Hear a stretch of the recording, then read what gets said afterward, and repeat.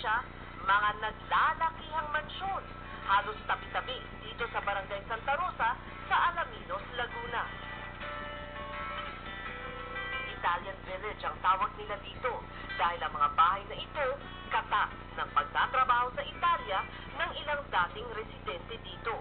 Ito ang larawan ng natupad na pangarap ng mga overseas Filipino worker.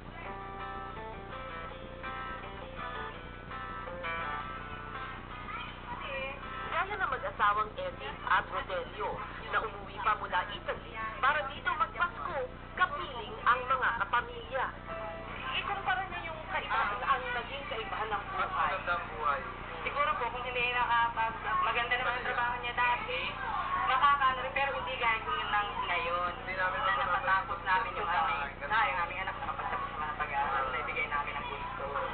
Dahil nag-iisang Itong bahay, tapat ng Italy na po.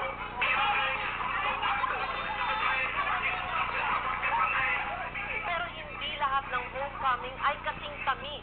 Nang sa Barangay Santa Rosa sa Alaminos, Laguna, na kung tawagin ay Italian Village, halos araw-araw, libo-libong mga kababayan natin ang nagsisiuwian, hindi upang ipagdiwang ang Pasko, kundi dahil wala na silang trabaho.